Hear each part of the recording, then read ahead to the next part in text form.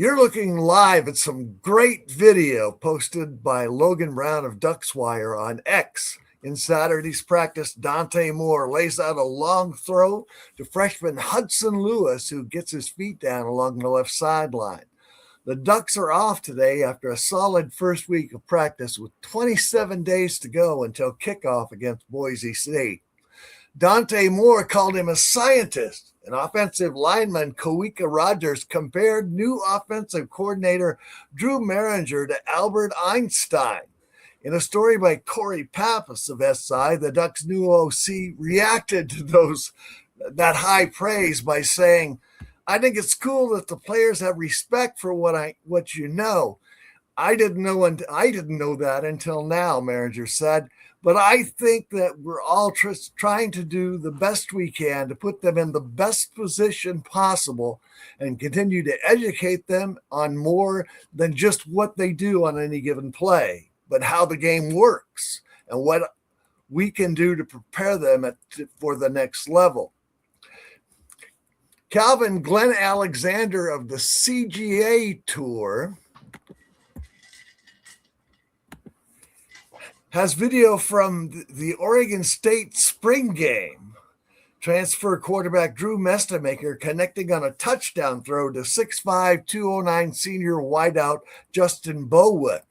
Oregon travels to Stillwater to face the rebuilt Cowboys in week 2 of the season on September 12th.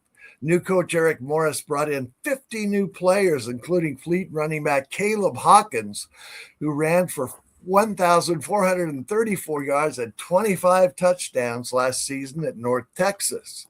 Welcome to the Oregon Fan Show, the podcast where we talk with Duck fans and college football experts about the game we love.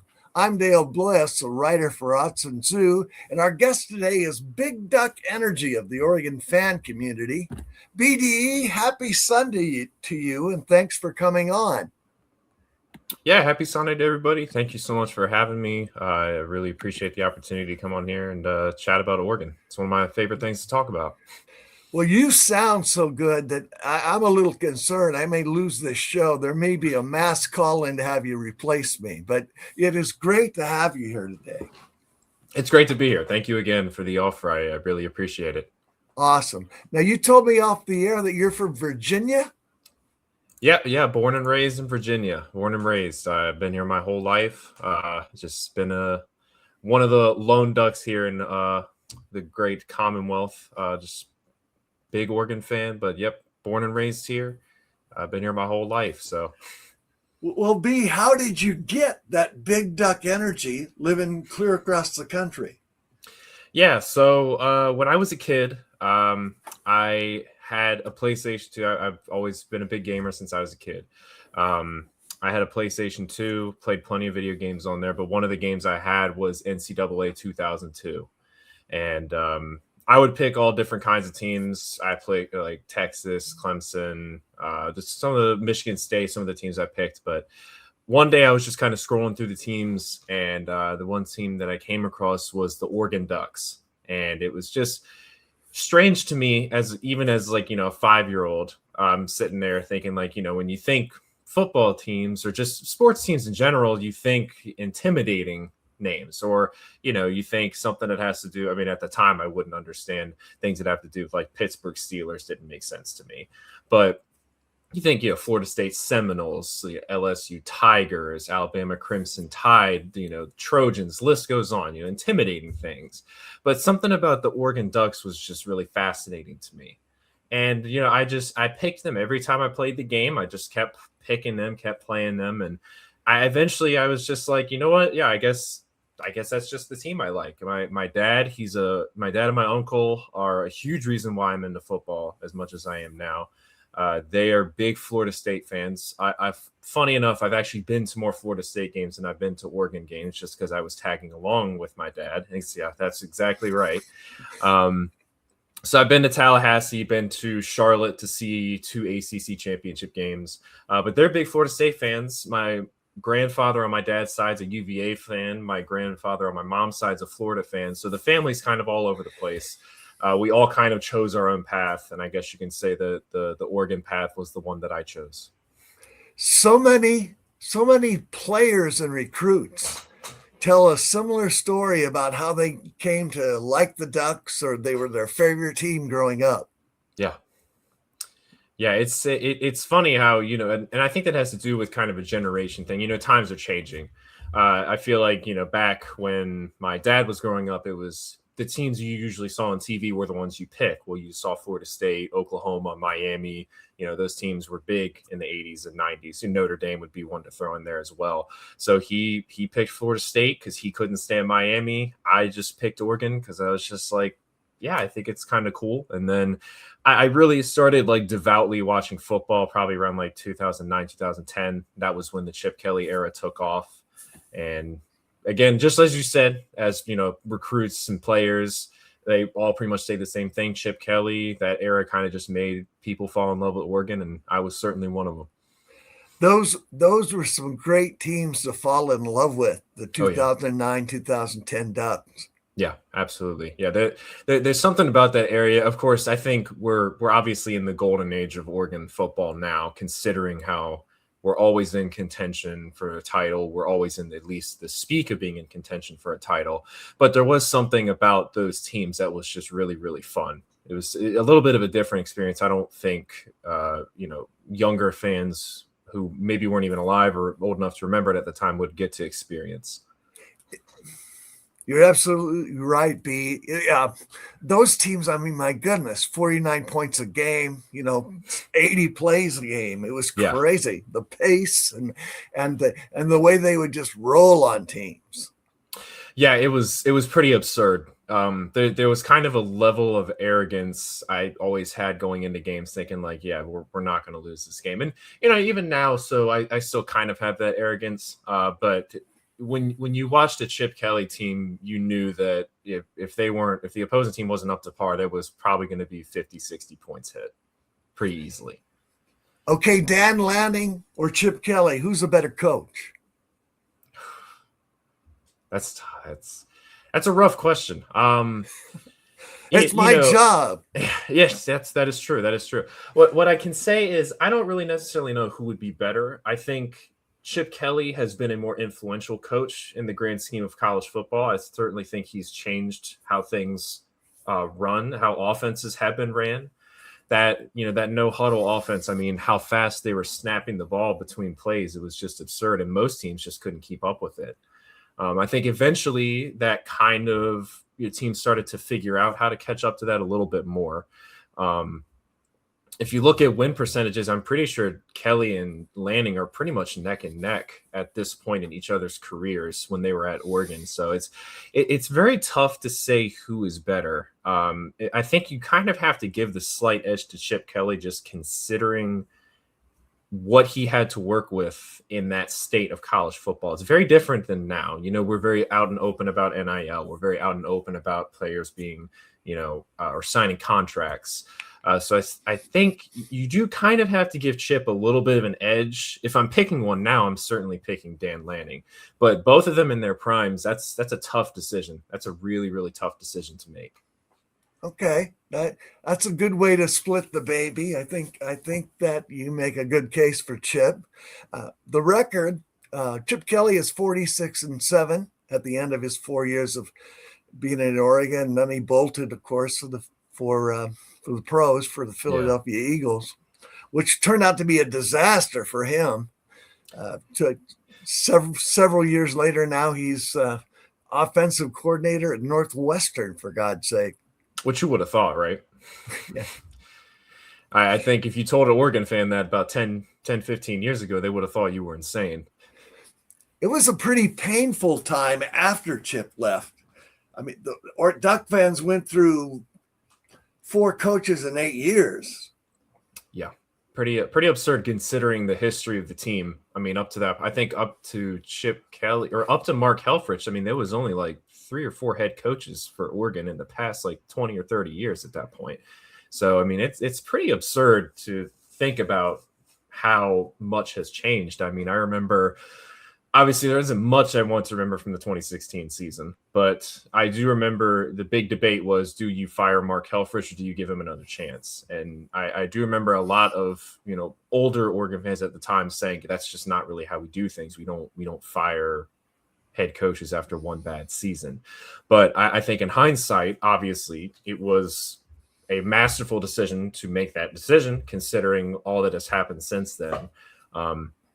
Honestly, I think if you really look at it, it's kind of absurd that Oregon is even in the position they're currently in now, given how bad things looked a decade ago. You look at the fact that, Helfrich was not doing a good job recruiting. The team was just not that good. Both coordinators, just nothing was really going right in that 2016 season. You bring in Willie Taggart. Wasn't as good as we would hope it would be, but I think given the circumstances, Herbert being hurt, that season probably goes a lot better if Herbert stays healthy the entire season. He bolts for Florida State. Then we get Mario Cristobal, which I know that's kind of a sensitive topic for some Duck fans. A lot of hostility still held towards him. I certainly don't have any hostilities toward Mario Cristobal. I did at one point, certainly, but it's very clear that he's doing a great job in Miami. It's where he wanted to be. It's all just circumstance. It's pretty much exactly how it was with us. It was a circumstance that we got him. It's the circumstance that Miami fires Manny Diaz and they end up getting Mario Cristobal. So just landing him putting us back into that national title, that talk. And then for us to get Dan Lanning immediately after him. And here we are now still talking about Oregon being a national title contender, still talking about how they have a chance to win the Big Ten national championship, make a playoff appearance, so on and so forth. So it is pretty crazy to think about how bad things had gotten with the amount of coaching changes Oregon had in that small period of time for them to still be in this position. We have to give Mario credit in that he reestablished the culture, the recruiting process, absolutely, and the forward direction of the program. Absolutely. I mean, again, even Taggart had his benefits more than he had drawbacks. It showed that Oregon can recruit. Yes, these multi-million-dollar athletic facilities, they are extremely impressive. What we needed was somebody who could make those recruiting pitches. And now, of course, there's going to be claims about NIL and Nike money and all that. Everybody's doing it.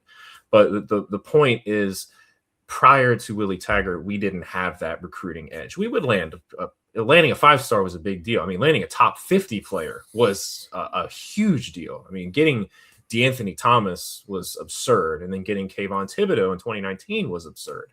So, or 2018, I'm sorry. But yeah, it's crazy to think this is where we are right now. It's crazy to think that Oregon has just continued to rebound, and it seems like Dan Lanning is in for the long run, and that's definitely a blessing because love the guy, and I think that the team's only going to get better from this point forward.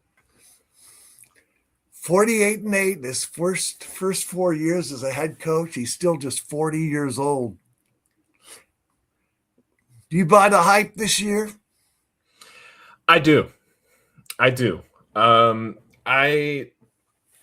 It's a funny season, obviously being an Oregon fan in Virginia, whenever I go out in public, I do see a lot of Oregon fans. I have a lot of people say, hey, nice shirt, nice hat, so on and so forth. And, they'll talk to me and ask me about it. And like, how do you feel about this season? And it's like, I don't go into the full spiel of it, but I certainly buy the hype.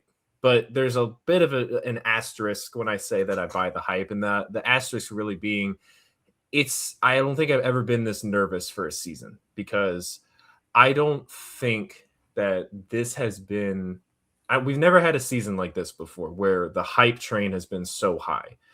I don't think Oregon has had a national championship or bust season truly. I know that 2024, there was a lot of hype with Dylan Gabriel coming in, the recruiting class we had coming in, the transfers. There was a lot of hype for that season. I still think it was too early in Dan's career for us to fully say this was a national championship or bust season. It was his third season. We just lost Bo Nix, Bucky Irving, Brandon Dorless, so many players. So it was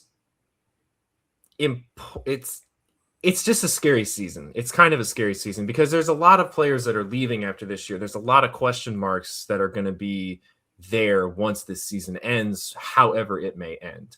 I think if you win a national championship this season, it's kind of like, okay, well, next season, obviously, we would like to win another one, but we've been chasing this for decades at this point. I would be happy with just winning one. I would love to win more than one, but I would be very, very happy with just getting that one national championship that has continued to evade us. If you don't win a national championship after this year, given the amount of players we have that returned, given the amount of players that we're going to have leaving, obviously there will be new players that will step up. We saw many freshman players step up last year, and this past recruiting class is extremely talented, and I think a lot of them have a lot of potential to contribute right out the gate. There is still a lot of like fear and concern of what could happen after this season. So I buy the hype. I'm nervous about buying the hype, but I absolutely think the hype is there. This team absolutely can win a national championship. I think anybody who knows ball and has any understanding of how talented this Oregon team is would tell you that same thing. We've had our hearts ripped out so many times. You being a little bit, do you find yourself being a little bit cautious? Of course. Of course. But we're fans. We're supposed to be overly optimistic. We're supposed to believe. And even if we have our heart ripped out again, we'll be here this time next year saying the exact same thing. I like that. I think that's the right way to be. What are your questions? What are your questions or concerns about this group? Questions, there isn't much. I mean, this I think talent-wise, this is the most loaded Oregon team we've ever had. I mean, just all across the board, there is depth just everywhere. Kicker's always a little scary, but that's if you're an Oregon fan, you know that kicking has never been our strength. So this is nothing new to us. Really, my biggest thing is, does Dante Moore take that next step? I have thought, so we go back to last year. First 5 games of last season, right? We beat Montana State, Oklahoma State, Northwestern, Oregon State, and Penn State. A lot of states. 5-0. Dante looked phenomenal in all 5 games. He threw an interception against Northwestern, but he made that one very absurd throw on the run. It's one of the best throws he's made in his college career. He looked great in all of those games. He threw a total of, I'm going to say that's like 12. Let me just count really quick. I'm going to say 12 touchdowns, 1 interception. That's pretty crazy. Then game 6, we play Indiana. Stats aren't as good. 21 for 34, 186 yards, 1 touchdown, 2 interceptions. He had negative 27 rushing yards. He got pressured a lot. And that's been kind of the big problem with his play. I want to see if he takes that step of confidence. That's my biggest question. Does Dante Moore take that next step? Does he have that confidence that he can have with the talent he has? Because the talent he has is clearly absurd. With those 5 games before we played Indiana, he was getting all the hype of going to the NFL, being a first-round pick, being possibly the first overall pick. This was obviously before Fernando Mendoza went on his insane Heisman run. I had still thought for a long time that it would benefit him to come back. I never thought he was ready for it. After the Indiana game, I didn't think he was ready to go to the NFL. And then unfortunately, with how the season ended, he had great games after the Indiana game. Obviously that Wisconsin game, 9 for 15. We know it's kind of hard to throw a football in a monsoon. But he had great games after that. And then in that Indiana game, again, it looked like the pressure was just maybe not the mental pressure, but the physical pressure of Indiana's D-line was too much. But being Dante Moore and being the talent he has to, being the field general, the quarterback, you have to create with what you get. I want to see if he can really take that next step and be that first overall pick quarterback that people were saying he could be. I think a full off season is going to greatly benefit him. Understand, Drew Maringer is now the offensive coordinator. He has a new offensive coordinator, a new system to learn. But again, if he is the guy, that shouldn't be a problem. I expect him to come back this season better than he was last year. And I'm hopeful that he can take that next step and be that leader, be that vocal leader, and step up when the pressure comes in. Because if you want to win a national championship, you're going to have to persevere through that pressure. You're going to have to be able to look at adversity in the eyes and push through it. I think he did that last year in some close games, certainly against Iowa, made that phenomenal throw to Malik Benson. Washington, another clutch throw to Malik Benson. Against USC, he had a phenomenal day. He had a really beautiful pass to Kenyon Sadiq for that touchdown. He had one interception in that game, but if I remember correctly, I think it was a miscommunication. So does he just make that next step? And I'm very hopeful that he does. But if I had to have a question, that would be the big one, because I think that is truly going to decide Oregon's season, is if Dante takes that step and is that elite quarterback. Recognition and processing, two of the big keys. Absolutely. You think Maringer will help him in that process of growth? I certainly hope so. When they announced that Drew was going to be the offensive coordinator, I was not a big fan at first, just because I think given the talent that this team has coming back, or had coming back at the time, I really wanted them to go for somebody a little more qualified. Maringer was an offensive coordinator at one point. I believe it was at Rutgers. It didn't go great from my understanding, but from what I've heard, that he wants to air the ball out more. He wants Dante to throw downfield more often. I think that suits Dante's game a lot more. I'm not going to sit here and say that Will Stein is the full reason that Dante didn't reach his full potential. I certainly wasn't crazy about Will Stein. I didn't like how much we were throwing it side to side instead of throwing it downfield. Screens have their purpose. I think we were doing it a little too often last season, given who we have under center and the arm that he has. So my hope is that Drew Maringer taps into Dante's arm talent, and he taps into that possibility of, given that we also have probably the most loaded wide receiving core we've ever had at Oregon, throw the ball downfield, let these guys make plays. Not everything has to be a 50-50 ball, but you have the quarterback that can make that throw. You have the wide receivers that can make those catches. Let's see what happens, just throw it down the field. And then when you open it up downfield, you're also opening it up for guys like Jordan Davison and De'Aaron Hill to hit them in the run game. So if everything connects, and a little bit of luck falls in place, which every team needs a little bit of luck, this offense could easily be the best in the country. I look at this array of talent, and I think this could be the latest version of the greatest show on turf. It certainly can be. I mean, again, you look at the talent.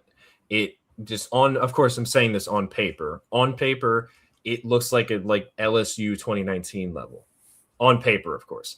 Offensive line, there's still maybe a few questions there, but we have a few weeks of fall camp before we got to worry about that too much. But the offensive firepower on paper is just absurd. Now, will they live up to that? I'm certainly not saying they're going to be 2019 LSU good, but I think there's a ton of potential to put their name in the history book of being one of the best offenses we've seen maybe in history for college football. The talent is there. It's all about execution and consistency and staying on track as a group for 25 weeks. Yes, sir. And I think when we watch Ducks versus them, when we see Dan Lanning talk in these pressers, that's exactly what he tries to focus on. I love the Ducks versus them series and the under construction series they do in August. It's such a great thing to get such an inside look at their process. It's something that I just greatly appreciate, because I think it's something where, Oregon has always been kind of a trendsetter when it comes to, jerseys, technology, things like that, when it comes to college football. And this has just been kind of another thing where they've set that trend. I'm sure other teams have had their own recap series and things like that. I'm not going to sit here and say Oregon is the first, because I haven't fully looked into that. But on the scale of what the Oregon's video production team does, they certainly set the trend on this. They've set the standard for what it is to do with these cinematic recaps. I mean, some of them, Obviously, the Penn State one is phenomenal. Wisconsin 2024, phenomenal.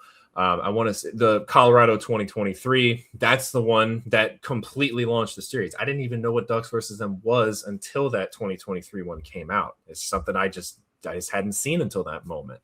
So it's something that I just appreciate that we do, because it's something that's just so cool. And it's also I think even a recruiting tactic as well. You know, they have these high production film crews doing these recaps of these games, and there's just no team that's doing it at the level that Oregon's doing it. So I just appreciate it. I think it's just such an awesome thing. It's so much fun to watch. It just contributes to what is so much fun, or what is so fun about the college football season. Another thing I really appreciate about it is the inside look we get at the way they prepare, the psychological techniques and the motivation that Dan Lanning employs in getting these guys ready. It's fascinating. It's fascinating. You know, we focus so much on Saturday, we don't talk about what happens Monday through Friday.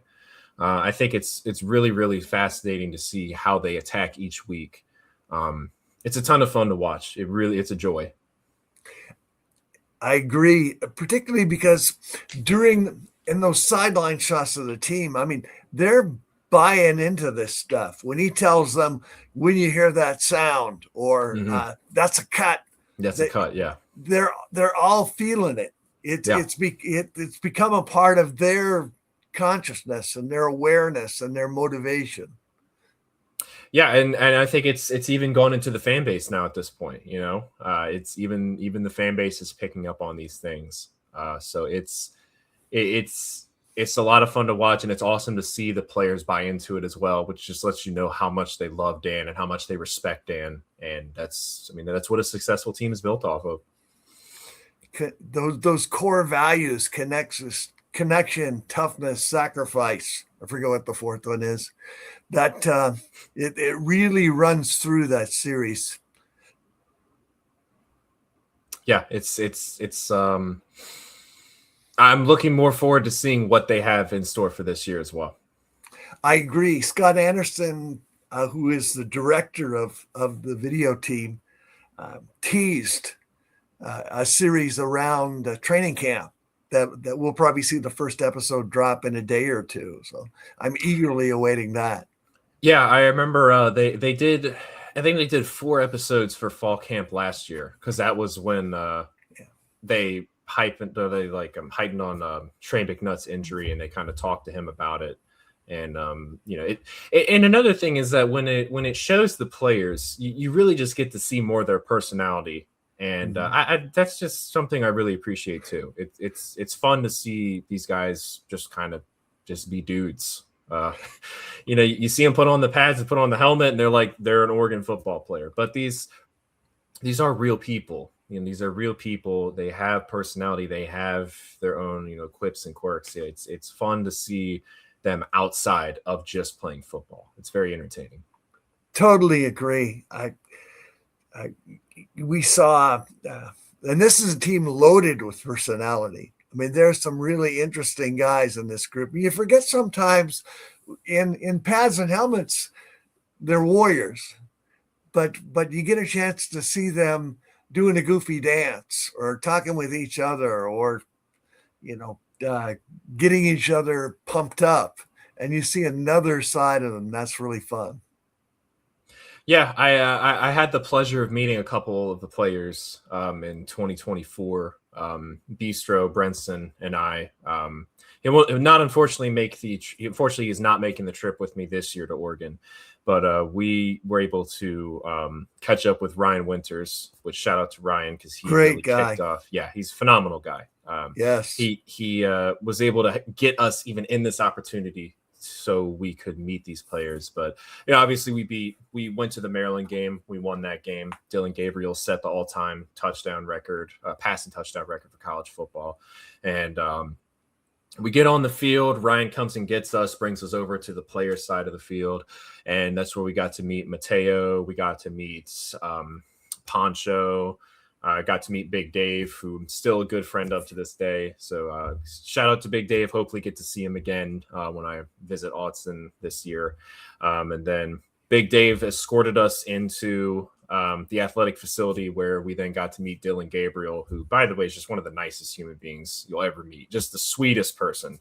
Genuinely. I mean, just when you meet the guy, he's just like so inviting, just so nice. I almost got to meet Dante at the time. I've been such a Dante fan since we were recruiting him, but he was with his family, and I didn't want to be that guy and walk up to him while he was talking with his family. I didn't want to be that guy, but hopefully maybe get to meet him this year, maybe not.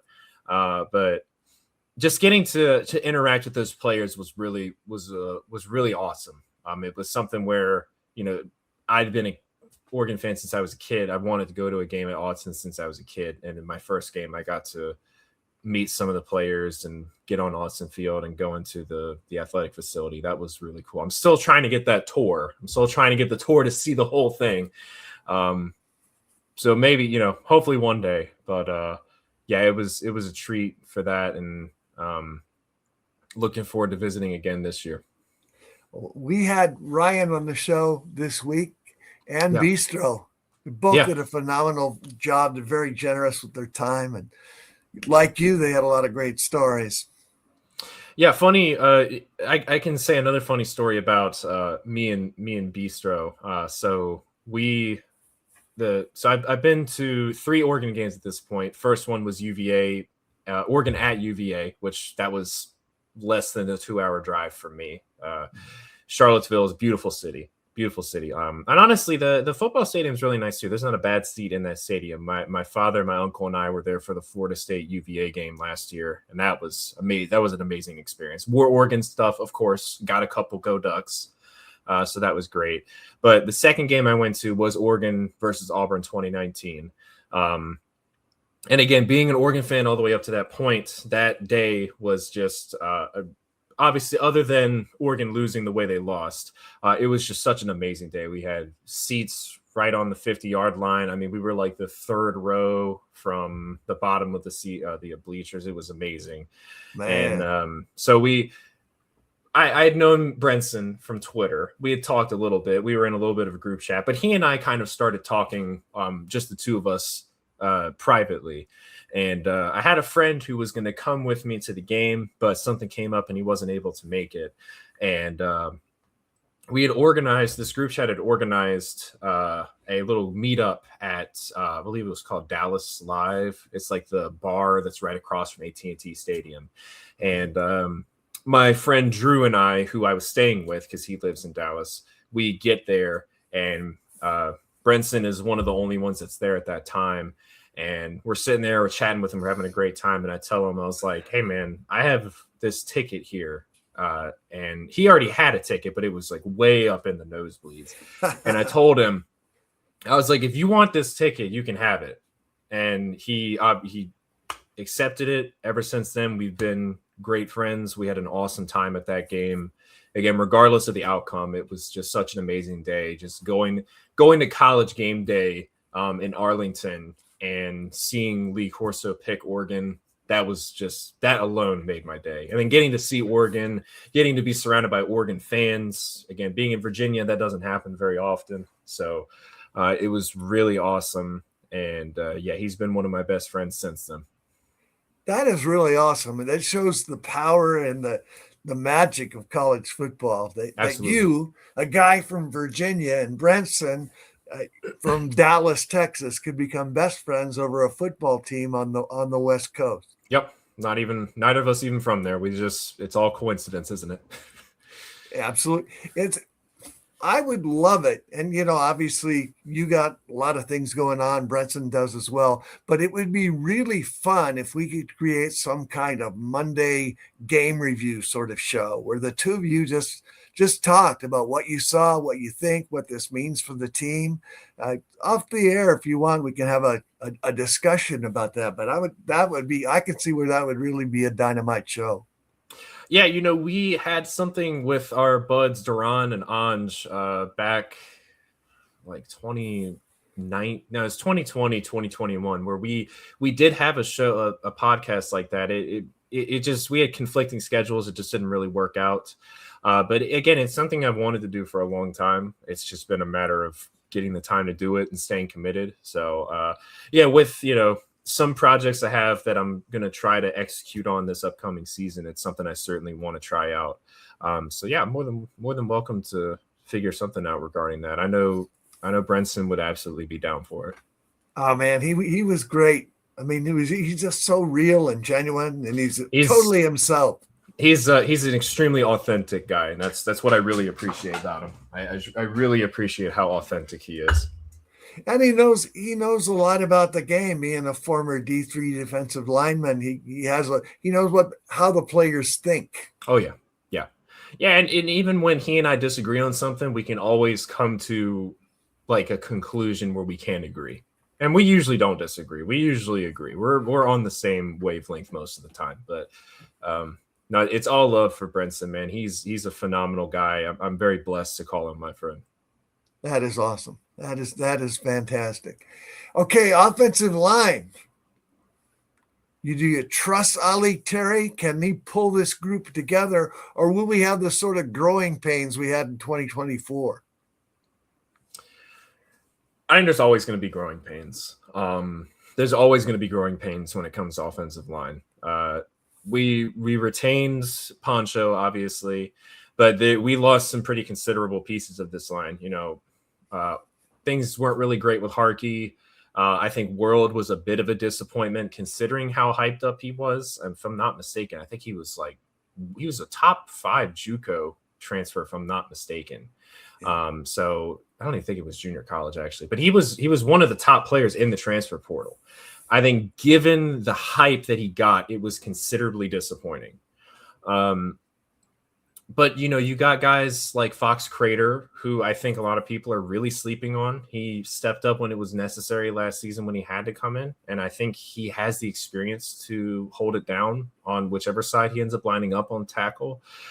Tommy Toffee, I mean, it's just seems like Penei Sewell 2.0 at this point. I mean, all we hear about is how much of a lockdown guy he is. He just does not allow pressure. So that's another one that you have figured out.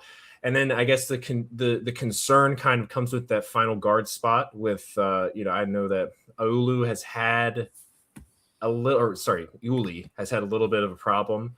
There's a little bit of a concern with him. And then the other concern is going to be the other tackle position. You got Nacho, 5-star guy, 5-star offensive lineman who played tackle in high school. You look at him and you think, maybe he can step in during fall camp. The guys that we have here now, I believe it's Michael Bennett is the guy that we got from Yale. I know there's some concern about him. If Elite Terry has not shown me anything at this point, he's not giving me a reason to not trust him. Things didn't work out with Harkey. Things didn't work out with World. It happens, unfortunately. It's just how it is. At the same time, if people want to say during the offseason that Harkey and World are going to hold it down and they didn't do as good, if people are doubting Michael Bennett saying he's not good enough, maybe there's just as good of a chance that he can hold it down. So, there's always going to be growing pains. I know that there was a lot of concern from the tweet that came out. I forgot who it was that posted it. One of the main Oregon guys. There was a concern about him saying that there was like 8 or 9 guys that could see the field. I don't look at that as glass half empty. I look at that as more glass half full. There could be, I think, being Oregon fans, there is always a bit of a glass half empty view on a lot of things. And it's fair. I tend to joke about that a lot on Twitter. I'm mostly genuine when I tweet things, but I like to make it pretty considerably obvious when I'm just messing around. And when I see that they say that there could be like 8 or 9 guys in rotation, that I'm looking more of that as like there's genuine competition and the best player is going to play. And when it comes down to is when we take the field against Boise State September 5th, the best players are going to take the field. I don't have a reason to not trust Elite Terry. I don't have a reason to not trust Dan Lanning. I don't have a reason to not trust anybody who's going to take that field because I know that this is one of the most loaded teams in the country and the best players are going to take the field against Boise State week 1. 3 straight Joe Moore Award finalists. You got a couple of 6'6", 340 freshmen. And Fox Crater at left tackle looked tremendous in his first start against USC. Yep. You look at, and again, I think this comes back to Dante. This comes back to Dante Moore. He's going to look as good as his offensive line can help him. And you look at the two worst games he had where he was constantly getting sacked. It's both Indiana games. I mean, he has negative 27 rushing yards against Indiana in the regular season game in Autzen. And then he has negative 28 against them, which is actually, I'm actually amazed it was only negative 28 in the Peach Bowl, but he only had negative 28. And that Indiana defensive line was just phenomenal. And they were just a phenomenal unit, and they just played perfectly into the weaknesses of that Oregon unit from last year. So, the players are there. It's about working with what you have. It's just as simple as it is. You have to work with what you have. We still have Poncho at center. I know people are always going to say left tackle is the most important thing, but having chemistry with your center, that is just as paramount and just as important. We know that just from the Alamo Bowl alone, how important it is to have a center that is consistent, and Poncho is certainly that guy. I'm gonna sound like a broken record, but the players are there, the talent is there. It's about working with what we got. Totally agree. Particularly at center, another big thing is the leadership. That's where he's the quarterback of the offensive line. It really helps. If you only have two guys back, having your center and your left guard who didn't give up a sack all last year, having those two back, that just accentuates that communication as the silent count goes down the line, as the line audibles are being called. They've got that to create the cohesion. Absolutely. I agree. All right, let's transition to the defense. I feel like this could be the best Oregon defense we've seen in a long, long time, since you were just an idea in your father's eye. Yeah, probably. I fully agree. I don't look at Tosh Lupoy leaving as a bad thing. I think he's a phenomenal recruiter. That goes without saying. He's one of the best recruiters in the country. Just look at what he's doing at Cal right now. He's a phenomenal recruiter. That being said, I think that these Oregon teams, since Dan Lanning has taken over, have had the talent has not shown on the defensive side of the ball. I think that they have not shown up as much as they should be, particularly in big games. Yes, 100%, a million%. And some people may blame Dan regarding that, but Dan is the head coach. He hires a defensive coordinator to be the defensive coordinator. He doesn't hire a defensive coordinator to stand there and do nothing. He can't be making those calls on defense. That's the defensive coordinator's job. And with Tosh, I'm just not overly impressed with the production that we saw. Every good game we had last season, a lot of those just came from teams that didn't have that great of offenses. I still feel like I think last year's defense was good, not great. I want to see more destruction on the defensive line. I think everybody can pretty easily agree. This is on paper pretty clearly the best defensive line we'll probably see at Oregon if it works out how we think it will. I know, it's hard to beat Eric Armstead and DeForest Buckner, but I think Bear, Amari, that's a very terrifying interior group. And then you have Tatum and Mateo on the edges, who looks like they've slimmed down some to get more speed. And I've never really fully understood why they were so beefed up. I think that the speed on the edge is really, really important. And Chris Hampton was involved with that Tulane team that beat the Caleb Williams USC team in the Cotton Bowl.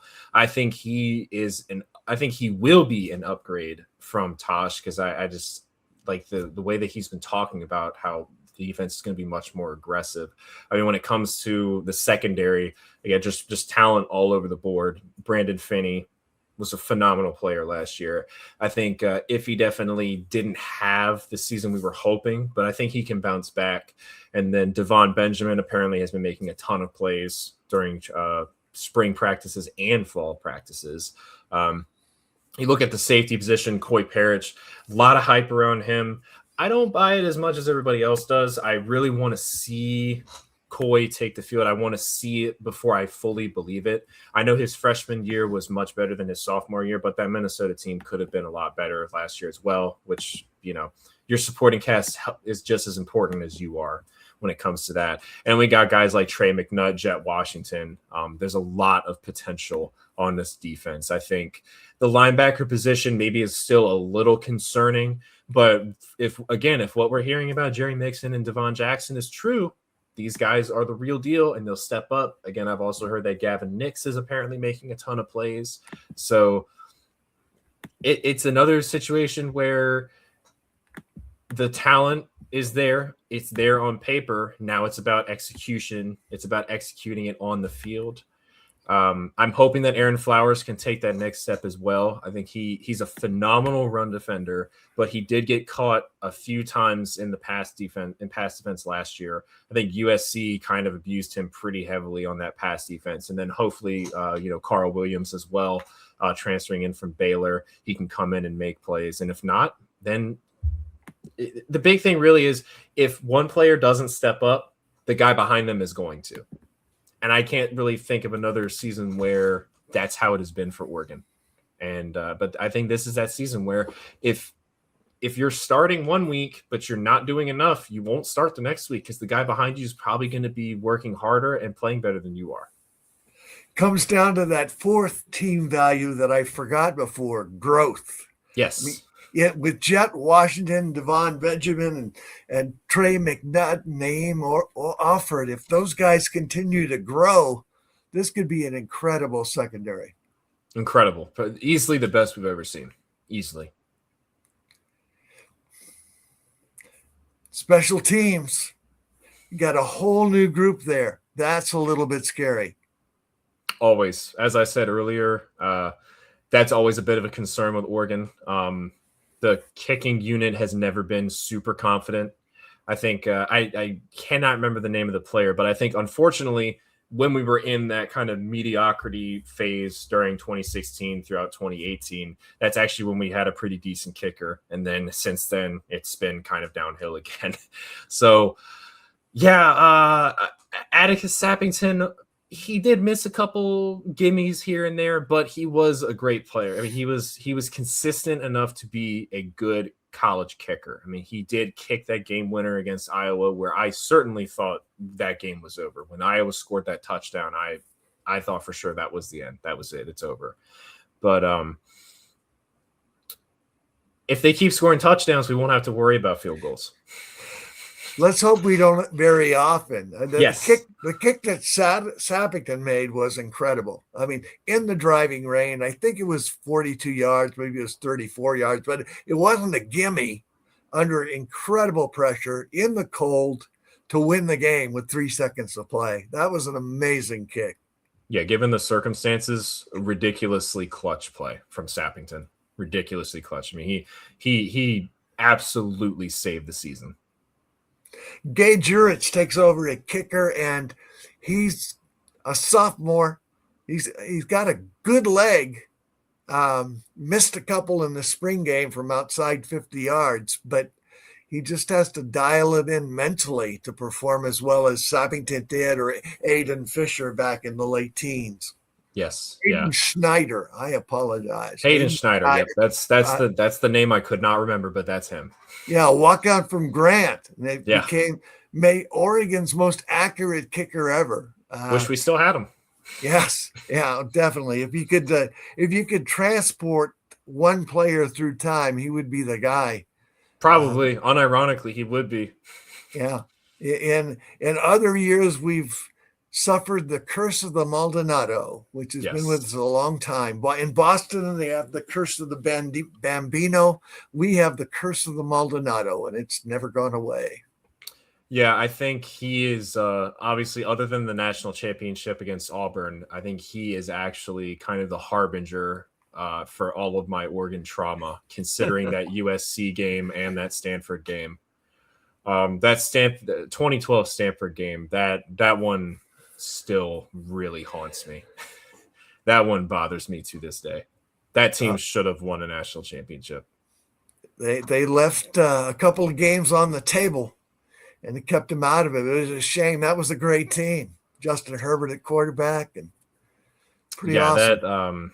That 2019 team too. That team should have at least made the playoffs. They were good. I think maybe we got spared getting absolutely splattered by LSU, but if I remember correctly, Oklahoma scored like a touchdown in that game against them. I think Oregon would have done a smidge better than that, but that 2019 team was very underrated. Very good defensive unit too. I think with a better offensive coordinator, that team would have been considerably better. All right, you and me and Bistro and the rest of the Oregon fans have endured so many seasons of coming up just short, or Zach Ertz being out of bounds, or Cam Newton fumbling and getting the ball back. But this feels like the year. They've never had more talent stacked. What are you looking for in September? I want to see execution. I don't want them to physically execute Boise State, but I want to see execution on both sides of the ball. I want to just see confidence. I want to see competency. I want to see what we think this team could truly be. I think, you look at 2024, a lot of hype going into that season. They barely beat Idaho. Mm-hmm. Next week, one of the most stressful games of my life against Boise State. And then it looks like they kind of found their rhythm after that. They beat Oregon State. They kind of pummeled Oregon State. They go on to beat Ohio State in one of the best games of the decade, regardless of how that season ended. That first Oregon-Ohio State game was such a phenomenal game. Again, that ends in heartbreak. You look at the Penn State game from last year. It looks like Oregon's going to shut them out. Again, defense just decides to stop playing all of a sudden. Another thing about Tosh that I really did not like. And then you think we've seen this story a million times. Oregon has a massive lead. The other team brings it back. Now it's going to overtime. They don't have any momentum. But then Dylan Thieneman does something unprecedented, and we actually clutch out a game like that. I think regardless of how Penn State's season finished, that was such a statement win for Dan Lanning, and it was a statement win for Oregon. And that game is going to live in my memory forever, because I just did not think that we were going to win that game as soon as it went to overtime. Season still ends in tragedy. So, I mean, even the following week, it's like we're back to old, reliable, sad feeling like, oh, we blew it again.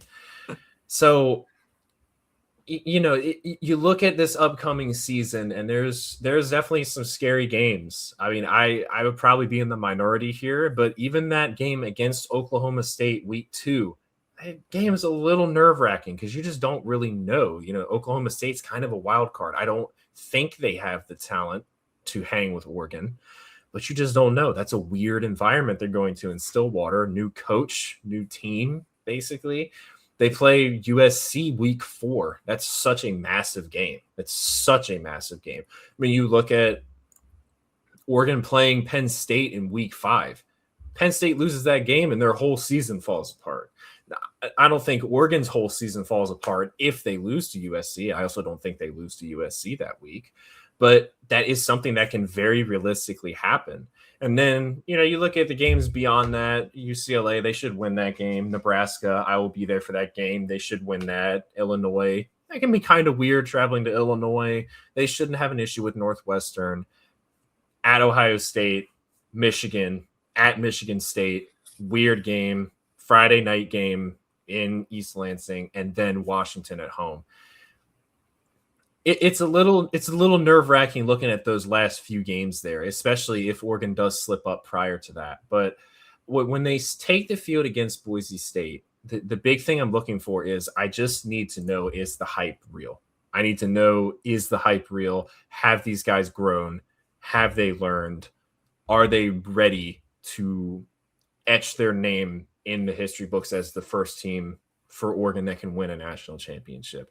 Did they grow and they learn from last year. Did that loss against Indiana bother them, or did it bother us as much as it bothered them? Because regardless of what people want to say, no one's going to feel worse about it than the players. They're the ones that are playing the game. This is all on their shoulders. So did they grow from those games? Did they learn? What have they worked on this summer? Was it all for nothing, or was it what set us over the top? I can't wait for it. I'm still a little, there's a thing about college football where you're so excited for it to start, but then the possibility of it all ending in tragedy is still kind of terrifying. But above all else, I just love college football. I love it. I can't wait for this. TCU North Carolina game might be one of the worst games we've ever seen. Who knows? It could be, it could not be. It could be a phenomenal game. I just can't wait for college football to come back. What do you love about it most? Connection.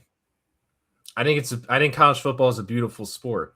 That's what kind of saddens me about the current state of it, where it kind of feels like it's losing that identity, and it maybe is kind of turning into the NFL. I'm a Commanders fan, so obviously the NFL has not been a huge joy to watch in my 28 years of life. But there's something about college football that's always been superior, and I think it's because of that connection and the passion that it has with the fan bases. I mean, you look at the Oregon JMU game last year. That was an insane week for my account on Twitter. And being so close to JMU and attempting to go to this JMU Marshall game this season, that's an experience I never would have had unless I cared about college football and I was on Twitter and I was a part of that community. There's just something about the passion behind it all and the connections that you can make with that passion that's just kind of beautiful. And it's something that I don't think a lot of sports can give you, at least not here in the United States. I feel like it's a very, very exclusive thing to college football here in the US. So that's just why I love it so much. And there's just so much chaos. Nothing is set in stone. Like, truthfully, nothing is set in stone. There's so many different things that can happen in each season. I mean, who would have thought that Indiana would not only become the second losingest team of all time, leaping Northwestern, now they're the losingest team of all time, but then winning a national championship? That's absurd. If we're not at the end of their season twice, we're not the ones getting pummeled, I think we look at that story so much differently. And even then, I met so many Indiana fans, or I've interacted with so many Indiana fans, and they're just phenomenal people. And one of them in particular who I met, Who's Your Soldier, great guy, always at DC. He's a Iowa fan. Meeting him that Iowa week, like, I would have never met these people if it wasn't for college football. And I'm very blessed to have met them all. Same thing with Brenson. I wouldn't be on this show if it wasn't for college football. So I just owe a lot of what I have right now to college football. So I just love it. Well, that's awesome. We are blessed to have experienced some of your knowledge and compassion and connection today. And I really appreciate you coming on today. Yeah, thank you so much for having me. It's been a lot of fun. I can talk about this stuff for hours. I can talk your ears off about it. I'm looking forward to coming back to Oregon this year. I can't wait to get to meet more people this time around. And thank you so much for having me, Dale. I really appreciate it. All right. Well, you take care. Have a great day. And we look forward to seeing you when you come out here. Yep, absolutely. And as you already know, Oregon is so natty, bro. Thank you so much for having me. All right. Take care. Bye. Take it easy.